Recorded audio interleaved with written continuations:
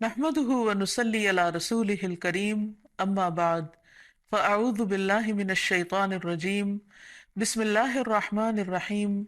رب اشرح لي صدري ويسر لي أمري واحلل عقدة من لساني يفقه قولي۔ السلام علیکم ورحمۃ اللہ وبرکاتہ۔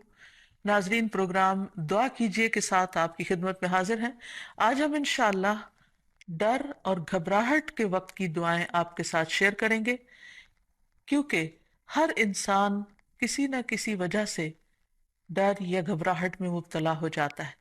ویسے بھی اللہ سبحانہ وتعالیٰ نے فرمایا ہے وَلَنَبْلُوَنَّكُمْ بِشَيْءٍ مِّنَ الْخَوْفِ وَالْجُوعِ وَنَقْصٍ مِّنَ الْأَمْوَالِ وَالْأَنفُسِ وَالثَّمَرَاتِ وَبَشِّرِ الصَّابِرِينَ الَّذِينَ إِذَا أَصَابَتْهُمْ مُصِيبَةٌ قَالُوا إِنَّا لِلَّهِ وَإِنَّا إِلَيْهِ راجعون۔ وَلَنَبْلُوَنَّكُمْ، اور البتہ ہم ضرور آزمائش کریں گے تمہاری، ضرور آزمائیں گے تم کو، بشیء، ساتھ کسی بھی چیز کے، من الخوف، خوف میں سے، تو سب سے پہلے خوف کا ذکر کیا گیا، والجوع، اور بھوک، ونقص من الاموال، اور مالوں کی کمی، والانفس، جانوں کی، والثمرات، اور پھلوں کی، وبشر الصابرین، اور خوشخبری دے دو صبر کرنے والوں کو۔ کون ہے وہ کہ جب انہیں کوئی مصیبت آتی ہے تو وہ کہتے ہیں انا للہ و انا الیہ راجعون، بے شک ہم اللہ کے لیے ہیں اور اللہ ہی کی طرف پلٹ کر جانے والے ہیں۔ اولئک علیہم صلوات من ربہم ورحمہ، ایسے لوگوں پر اپنے رب کی طرف سے نوازشیں ہیں اور رحمت ہے۔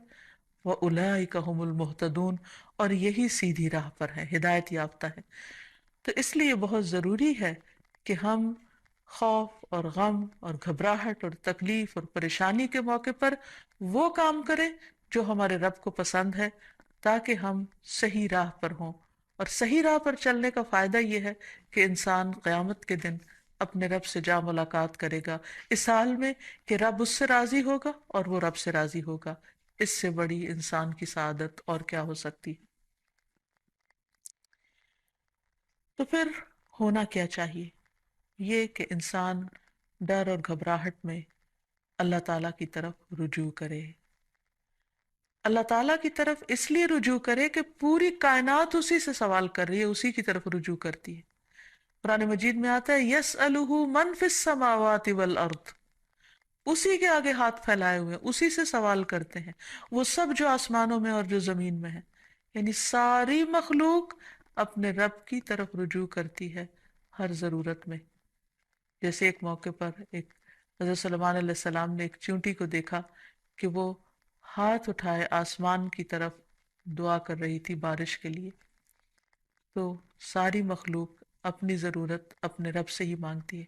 تو انسان کو بھی چاہیے کہ وہ غیروں کی طرف نظر اٹھا کے نہ دیکھے، صرف اپنے رب کی طرف نظر اٹھائے اور اسی سے مانگے اور اسی سے فریاد کرے۔ لیکن یہ یاد رکھے کہ جب رب سے مانگنے کے لیے جائے تو ادب اور احترام کا تقاضا یہ ہے کہ پہلے رب کی تعریف بیان کرے اور پھر نبی صلی اللہ علیہ وسلم پر درود بھیجے۔ تو اس سلسلے میں اللہ سبحانہ وتعالیٰ کی تعریف کے کچھ اور کلمات ہیں جو آج آپ سے شیئر کریں گے۔ ابو امامہ کہتے ہیں کہ نبی صلی اللہ علیہ وسلم نے فرمایا، کیا میں تمہیں شب و روز کے مسلسل ذکر سے افضل ذکر نہ بتاؤں؟ تم کہا کرو سبحان اللہ عدد ما خلق،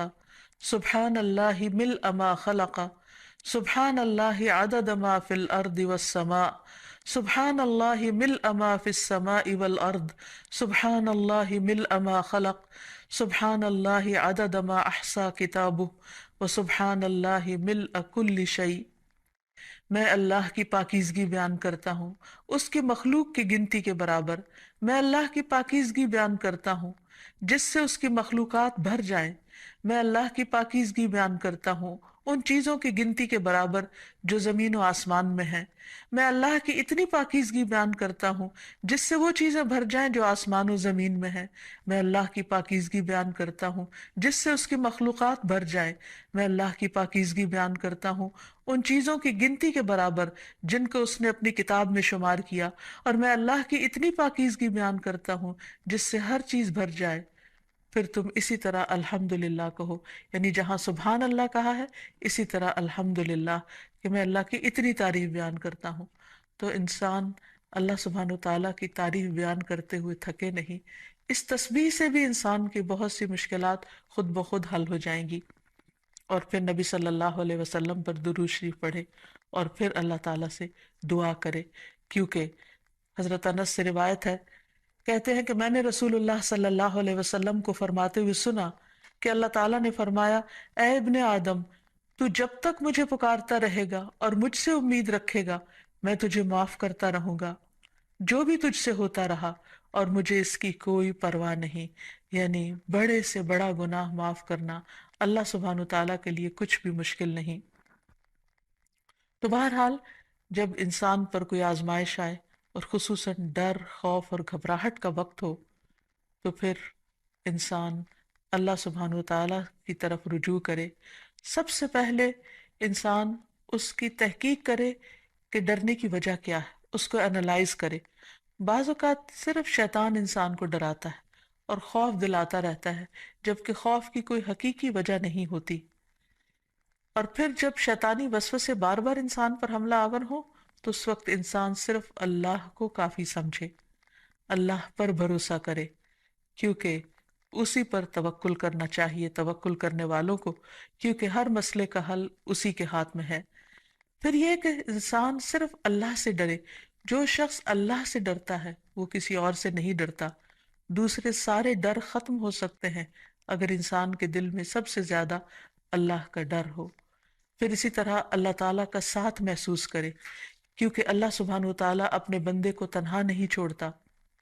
نبی صلی اللہ علیہ وسلم جب ہجرت کر کے مدینہ تشریف لے جا رہے تھے اور راستے میں غار ثور میں آپ نے پناہ لی، تو اس وقت آپ صلی اللہ علیہ وسلم نے حضرت ابوبکر کو یہ کہہ کر تسلی دلائی کہ لا تحزن ان اللہ معنا، غم نہ کرو، یعنی ڈرو مت، اللہ ہمارے ساتھ ہے۔ تو جب انسان یہ سوچ لیتا ہے کہ اللہ ہمارے ساتھ ہے تو خود بخود وہ مطمئن ہو جاتا ہے کہ مجھے اگر اللہ کی مدد حاصل ہوگی تو کوئی میرا بال بھی بیکا نہیں کر سکتا۔ پھر یہ کہ انسان کو اللہ سبحانہ تعالیٰ کی حفاظت پر یقین رکھنا چاہیے۔ جیسے ایک موقع پر ہم دیکھتے ہیں کہ نبی صلی اللہ علیہ وسلم غزوے سے واپس آ رہے تھے تو راستے میں آرام کرنے کے لیے ایک درخت کے نیچے آپ سو گئے، تو اتنے میں ایک اعرابی آیا اور اس نے آپ کی تلوار اٹھا لی اور تلوار لہرا کر آپ صلی اللہ علیہ وسلم سے کہنے لگا، جبکہ آپ کی آنکھ کھل گئی اس وقت، کہ بتاؤ اے محمد، آج تمہیں مجھ سے بچانے والا کون ہے؟ تو نبی صلی اللہ علیہ وسلم نے بہت اطمینان کے ساتھ بغیر کسی ڈر اور گھبراہٹ کے جواب دیا، میرا اللہ۔ یہ وہ یقین تھا اللہ تعالیٰ کی حفاظت کا، تو اسی بنا پر آپ صلی اللہ علیہ وسلم نے فرمایا میرا اللہ۔ تو وہ اعرابی کانپنے لگ گیا اور تلوار اس کے ہاتھ سے چھوٹ پڑی، اور پھر آپ صلی اللہ علیہ وسلم نے وہ تلوار اٹھا لی اور اس سے پوچھا، اب بتاؤ میرے ہاتھ سے تمہیں کون بچا سکتا ہے؟ تو اس پر وہ شخص اتنا مرعوب ہوا کہ وہ آپ صلی اللہ علیہ وسلم پر ایمان لایا اور آپ نے اس کو کوئی سزا نہیں دی۔ پھر یہ کہ انسان ڈر اور گھبراہٹ کے موقع پر، پریشانی کے موقع پر نماز سے سہارا لے۔ قرآن مجید میں آتا ہے، ان الانسان خلق ہلوعا اذا مسہ الشر جزوعا واذا مسہ الخیر منوعا الا المصلین الذین هم علی صلاتهم دائمون۔ بلا شبہ انسان تھوڑ دلا بنایا گیا ہے، جب اسے کوئی تکلیف پہنچتی ہے تو گھبرا اٹھتا ہے، جب مال ملتا ہے تو بخیل بن جاتا ہے، سوائے نماز ادا کرنے والوں کے، وہ جو اپنی نماز پر ہمیشگی کرنے والے ہیں۔ تو گویا نماز کی پابندی انسان کو ڈر، خوف اور گھبراہٹ سے محفوظ رکھتی ہے۔ انبیاء علیہ السلام کا طریقہ یہ تھا کہ جب بھی انہیں خوف یا گھبراہٹ ہوتی تو فوراً نماز کے لیے کھڑے ہو جاتے، جیسے نبی صلی اللہ علیہ وسلم کے بارے میں بھی آتا ہے، اور اللہ تعالیٰ کا حکم بھی ہے قرآن مجید میں، وَاسْتَعِینُوا بِالصَّبْرِ وَالصَّلَاةِ، صبر اور نماز کے ساتھ مدد مانگو۔ پھر اسی طرح یہ ہے کہ انسان کوشش کر کے بہادری کا مظاہرہ کرے، اپنے دل کو تھامے، اچھی امید رکھے، پازیٹیو سوچ رکھے، تو اللہ سبحانہ و تعالیٰ اس بندے کی مدد فرماتے ہیں۔ نبی صلی اللہ علیہ وسلم تمام انسانوں میں سے زیادہ بہادر تھے۔ مدینہ میں اکثر خوف کی خبریں پھیل جایا کرتی تھی اور آپ صلی اللہ علیہ وسلم تنہا باہر نکل کر لوگوں کے حالات کا جائزہ لیا کرتے تھے اور دشمن کے آنے کی بھی خبر لیتے، اور صحابہ کرام اس بات پر حیران ہو جاتے کہ کس طرح اللہ کے رسول صلی اللہ علیہ وسلم کسی سے بھی نہیں ڈرتے۔ پھر اسی طرح یہ ہے کہ انسان کے اوپر جب آزمائش آئے اس وقت بھی انسان اللہ تعالیٰ کی طرف رجوع کرے، اور جب تکلیف چلی جائے تو بھی انسان اللہ تعالیٰ کی طرف رجوع کرتا رہے، یعنی صرف مشکل وقت پہ نہ پکارے، عام حالات میں بھی انسان اللہ تعالیٰ کو پکارتا رہے۔ پھر اسی طرح کچھ چیزیں ایسی ہیں کہ جو انسان کو مکمل امن دیتی ہیں، مثلاً عمرہ، حج، طواف، کیونکہ اللہ تعالیٰ فرماتے ہیں فَلْيَعْبُدُوا رَبَّ هَذَا الْبَيْتِ الَّذِي أَطْعَمَهُم مِّن جُوعٍ وَآمَنَهُم مِّن خَوْفٍ، ان پر لازم ہے کہ اس گھر کے رب کی عبادت کریں جس نے انہیں بھوک سے بچا کر کھانا یا خوف سے بچا کر امن دیا۔ پھر اسی طرح شرک چھوڑ دینا، قرآن مجید میں آتا ہے الَّذِينَ آمَنُوا وَلَمْ يَلْبِسُوا إِيمَانَهُم بِظُلْمٍ أُولَٰئِكَ لَهُمُ الْأَمْنُ وَهُمْ مُهْتَدُونَ، جو لوگ ایمان لائے اور اپنے ایمان کو ظلم سے آلودہ نہیں کیا، یعنی شرک سے آلودہ نہیں کیا، یہی لوگ ہیں جن کے لیے امن ہے اور وہی ہدایت پر ہیں، ہدایت پانے والے ہیں۔ پھر اسی طرح انسان اپنے آپ کو اللہ کے سپرد کر دے، رات کو سوتے وقت خاص طور پر یہ دعا پڑھ کر سوئے، اللہم اسلمت نفسی الیک ووجہت وجہی الیک وفوضت امری الیک، اے اللہ میں نے اپنا آپ تیرے حوالے کر دیا، میں نے اپنا رخ تیری طرف کر لیا اور میں نے اپنا معاملہ تیرے سپرد کر دیا۔ تو جو چیز بھی انسان کو پریشان کرے تو وہ انسان اللہ کے سپرد کر دے، کیونکہ وہی ہر چیز کی ٹیک کیئر کرنے والا ہے اور اس سے بہتر کوئی بھی کسی چیز کی حفاظت نہیں کر سکتا۔ پھر اسی طرح انسان اگر چاہتا ہے کہ ہمیشہ دنیا اور آخرت میں امن میں رہے ہر خوف اور گھبراہٹ سے، تو اللہ کی طرف سے آئی ہوئی ہدایت کی پیروی کرے۔ آدم علیہ السلام کو اور حضرت حوا کو جب دنیا میں اتارا گیا تھا تو اس وقت اللہ سبحانہ وتعالیٰ نے انسانوں کو بتا دیا تھا اور وعدہ فرمایا تھا قُلْنَا اهْبِطُوا مِنْهَا جَمِيعًا فَإِمَّا يَأْتِيَنَّكُم مِّنِّي هُدًى فَمَن تَبِعَ هُدَايَ فَلَا خَوْفٌ عَلَيْهِمْ وَلَا هُمْ يَحْزَنُونَ، ہم نے کہا سب کے سب اس سے اتر جاؤ، پھر اگر کبھی تمہارے پاس میری طرف سے واقعی کوئی ہدایت آ جائے تو جو میری ہدایت کی پیروی کرے گا اس پر نہ کوئی خوف ہے اور نہ وہ غمگین ہوں گے۔ پھر اسی طرح اللہ سبحانہ وتعالیٰ اور اس کے رسول کی اطاعت انسان کو خوف اور غم سے نجات دینے والی ہے۔ اللہ تعالیٰ فرماتے ہیں یا بنی آدم اما یأتینکم رسل منکم یقصون علیکم آیاتی فمن اتقی واصلح فلا خوف علیہم ولا ہم یحزنون، اے آدم کی اولاد اگر کبھی تمہارے پاس واقعی تم میں سے کچھ رسول آئیں جو تمہارے سامنے میری آیات بیان کریں، تو جو شخص ڈر گیا اور اس نے اصلاح کر لی تو ایسے لوگوں کے لیے نہ کوئی خوف ہوگا اور نہ وہ غمزدہ ہوں گے۔ پھر اسی طرح دین پر استقامت اختیار کرنا انسان کو خوف سے نجات دیتا ہے۔ فرمایا إن الذين قالوا ربنا الله ثم استقاموا فلا خوف عليهم ولا هم يحزنون۔ یقیناً وہ لوگ جنہوں نے کہا اللہ ہمارا رب ہے اور اس پر پھر جم گئے، ان پر نہ کوئی خوف ہوگا اور نہ وہ غمگین ہوں گے۔ پھر اسی طرح انسان اپنے فرائض کی ادائیگی کرتا رہے، اور اگر فرائض ادا کرتا رہے گا تو اس پر کوئی خوف اور غم نہ ہوگا۔ اللہ تعالیٰ فرماتے ہیں ان الذین آمنوا وعملوا الصالحات واقاموا الصلاة وآتوا الزکاة لہم اجرہم عند ربہم ولا خوف علیہم ولا ہم یحزنون، بے شک جو لوگ ایمان لائے اور انہوں نے اچھے کام کیے، نماز قائم کرتے رہے اور زکوٰۃ ادا کرتے رہے، ان کا اجر ان کے پروردگار کے پاس ہے، انہیں نہ کوئی خوف ہوگا اور نہ وہ غمگین ہوں گے۔ اسی طرح صدقہ بھی انسان کو خوف اور غم سے نجات دیتا ہے۔ قرآن مجید میں آتا ہے الذین ينفقون اموالهم فی سبیل اللہ ثم لا یتبعون ما انفقوا منا ولا اذى لہم اجرہم عند ربہم ولا خوف علیہم ولا ہم یحزنون، جو لوگ اللہ کے راستے میں اپنا مال خرچ کرتے ہیں پھر خرچ کرنے کے بعد نہ احسان جتلاتے ہیں اور نہ دکھ دیتے ہیں، ان کے لیے ان کا اجر ان کے رب کے پاس ہے، ایسے لوگوں کو نہ کوئی خوف ہوگا اور نہ وہ غمگین ہوں گے۔ ایک اور جگہ پر فرمایا الذین ينفقون اموالهم باللیل والنہار سرا وعلانیہ فلہم اجرہم عند ربہم ولا خوف علیہم ولا هم يحزنون، جو لوگ دن رات کھلے اور چھپے اپنے مال خرچ کرتے ہیں انہیں اپنے رب سے اس کا اجر ضرور مل کر رہے گا، ایسے لوگوں کو نہ کچھ خوف ہوگا اور نہ وہ غمگین ہوں گے۔ اور اب کچھ دعائیں اور تسبیحات جو انسان کو خوف سے نجات دیتی ہیں، غم سے نجات دیتی ہیں۔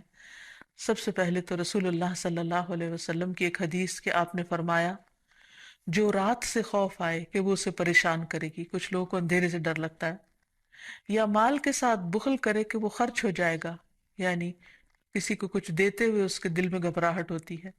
یا دشمن کے ساتھ بزدلی کرے کہ وہ اسے قتل کر دے گا، یعنی دشمن کا خوف ہو جان سے جانے کا،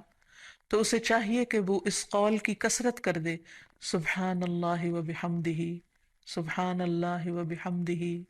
سبحان اللہ و بحمدہ۔ اللہ پاک ہے اور اسی کی تعریف ہے، کیونکہ یہ اللہ کے نزدیک سونے کا پہاڑ اللہ کے راستے میں خرچ کرنے سے زیادہ محبوب ہے۔ یعنی اتنی قیمتی تسبیح ہے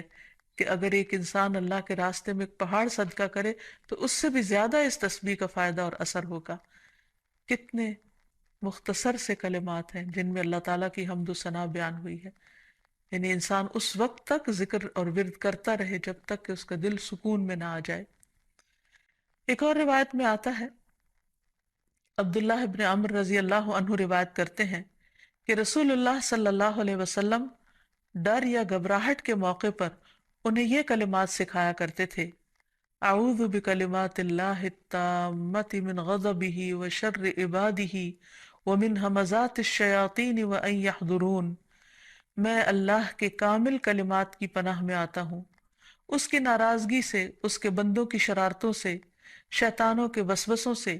اور اس بات سے کہ وہ میرے پاس آئیں۔ پھر اسی طرح ڈراؤنے خواب سے بچنے کے لیے بھی نبی صلی اللہ علیہ وسلم نے یہی دعا پڑھنے کے لیے فرمایا۔ پھر اسی طرح رات کو نیند میں گھبراہٹ کی دعا، یعنی یا نیند آئے نہ، یا نیند کے اندر انسان خوف کھائے یا اسے گھبراہٹ شروع ہو جائے، تو اس کے بارے میں خالد بن ولید روایت کرتے ہیں کہ میں رات کو نیند میں گھبرا جایا کرتا تھا، پھر میں نبی صلی اللہ علیہ وسلم کے پاس حاضر ہوا تو میں نے عرض کیا میں رات کو نیند میں ڈر جاتا ہوں تو میں اپنی تلوار اٹھا لیتا ہوں اور جو چیز سامنے آتی ہے اسے تلوار سے مار ڈالتا ہوں، تو رسول اللہ صلی اللہ علیہ وسلم نے فرمایا کیا میں تمہیں وہ کلمات نہ سکھاؤں جو مجھے روح الامین نے سکھائے ہیں، یعنی جبریل امین نے؟ کہو اعوذ بکلمات اللہ التامات التی لا يجاوزهن بر ولا فاجر من شر ما ينزل من السماء وما يعرج فيها ومن شر فتن الليل والنهار ومن كل طارق الا طارقا يطرق بخير يا رحمن۔ میں اللہ کے تمام کلمات کے ذریعے پناہ مانگتا ہوں جن سے آگے نہ کوئی نیک اور نہ کوئی فاجر بڑھ سکتا ہے، ان تمام چیزوں کے شر سے جو آسمان سے اترتی ہیں اور جو آسمان کی طرف چڑھتی ہیں، اور رات اور دن کے فتنوں کے شر سے، اور رات کو ہر آنے والے کے شر سے، سوائے اس کے جو خیر کے ساتھ آئے، اے نہایت رحم کرنے والے۔ پھر اسی طرح انسان کو صبح و شام عافیت کی دعا بھی پڑھنی چاہیے۔ ابن عمر رضی اللہ عنہ کہتے ہیں کہ رسول اللہ صلی اللہ علیہ وسلم صبح و شام ان دعاؤں میں سے کسی دعا کو چھوڑتے نہیں تھے۔ اللہم انی اسألک العافیت فی الدنیا والآخرہ، اللہم انی اسألک العفو والعافیت فی دینی و دنیای و اہلی و مالی، اللہم استر عوراتی و آمر روعاتی، اللہم احفظنی من بین یدی و من خلفی و عن یمینی و عن شمالی ومن فوقی واعوذ بعظمتک ان اغتال من تحتی۔ اے اللہ میں دنیا اور آخرت میں تجھ سے عافیت کا سوال کرتا ہوں، اے اللہ میں تجھ سے اپنی دنیا اور دین، اپنے اہل خانہ اور مال کے متعلق درگزر اور عافیت کا سوال کرتا ہوں، اے اللہ میرے عیوب پر پردہ ڈال دے اور خوف سے مجھے امن عطا کر دے، اے اللہ آگے پیچھے دائیں بائیں اور اوپر کی جانب سے میری حفاظت فرما، اور میں تیری عظمت سے تیری پناہ میں آتا ہوں کہ مجھے نیچے سے اچک لیا جائے، یعنی زمین میں دھنسنے سے۔ تو یہ وہ خوبصورت دعائیں ہیں نبی صلی اللہ علیہ وسلم کی سکھائی ہوئی، کہ جن کو پڑھنے سے انسان ہر طرح کے خوف، غم اور گھبراہٹ سے آزاد ہو سکتا ہے۔ اللہ تعالی ہمیں توفیق دے کہ ہم ان دعاؤں کو پڑھ سکیں اور ہر حال میں اپنے رب ہی کو پکاریں، تاکہ وہ ہماری طرف رحمتوں کے ساتھ متوجہ ہو۔ وآخر دعوانا ان الحمد للہ رب العالمین۔ السلام علیکم ورحمۃ اللہ۔